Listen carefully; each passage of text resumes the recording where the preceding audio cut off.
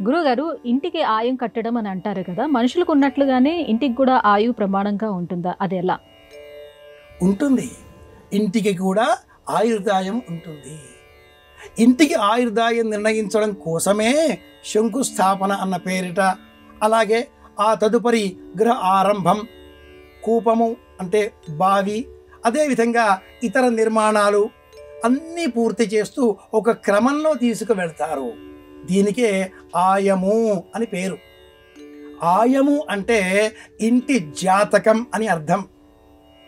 నవ సంబంధంగా ఒక కుండలి వేసి 3, 3, 3 ఇలా 9 గడులతో ఒక చక్రం వేసుకొని ఇందులో దక్షిణం వైపుగా 1 వేసి ఆ దిగువన నైరుతి దిగ్భాగంలో 2, పడమర 3, వాయవ్యం 4, ఉత్తరం 5, ఈశాన్యం 6, తూర్పు 7, ఆగ్నేయం 8, మధ్యన 9 ఇలా ఒక పటం వేసుకొని ఆయం కట్టడం ఇది ప్రాథమికంగా ప్రారంభం చేస్తూ ఇంటిలోన లోన ఉండేదానికే అంతఃపిండం అని పేరు.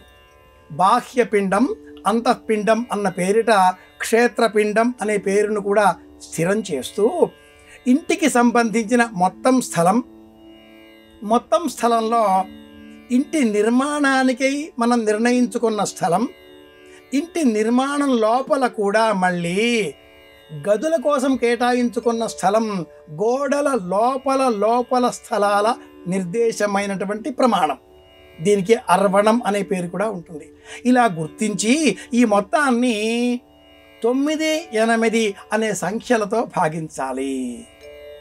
అలా వచ్చినప్పుడు ధ్వజాయము, కాకాయము, సింహాయము, ధూమ్రాయము ఇలా 8 ఆయాన్ని కట్టడం అనేది ఈ శాస్త్రం ప్రత్యేకంగా తెలియజేస్తుంది.